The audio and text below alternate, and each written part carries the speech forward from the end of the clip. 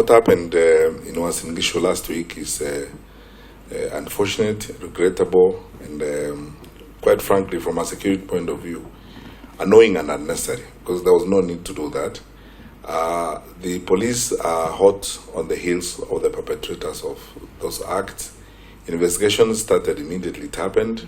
It is emerging from the evidence that we have collected, and the evidence that was collected on that night, that was actually a premeditated act. It was planned because the suspects who were arrested with hoards of thousands of shillings broken down in 50 shilling notes, and they have taken statements.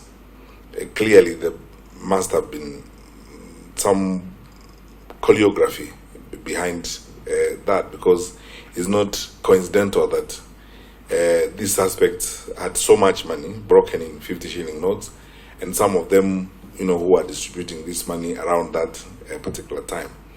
The police have acted swiftly and decisively. We have 17 suspects whom we have taken to court. Investigations are going on, and we are still exploiting forensically some of the evidence we have, including phone numbers of the suspects and several other things that the DCI is doing that I would not like to discuss in an open meeting.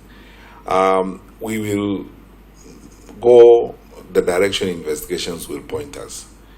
As I've said before, none of us, we all read the Constitution, none of us above the law. I am not, even if I'm Minister for Security or the Inspector General. We always have to act strictly according to the law, and fortunately we are a country that's governed by laws. However, I need to point out that these incidents are isolated. I don't think, first of all, and I want to say categorically, Mr. Chairman, with your kind indulgence and honorable members of the committee, that I don't think this incident speaks about even the county called Matiang'i. It's a small group of people who engaged in this, and they are criminals. They are being dealt with as criminals.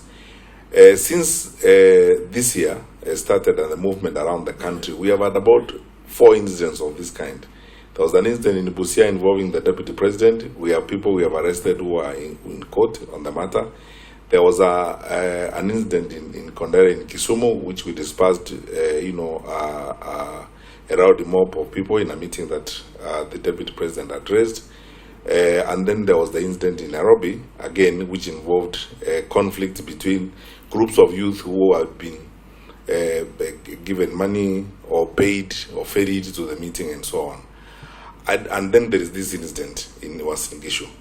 I don't think this speaks to a trend or a pattern that is emerging in the country. So my first assurance to the committee is that we haven't picked such information. And Mr. Chairman, as we have been planning for the elections and so on, we have infrastructure across the country, and we are picking up information.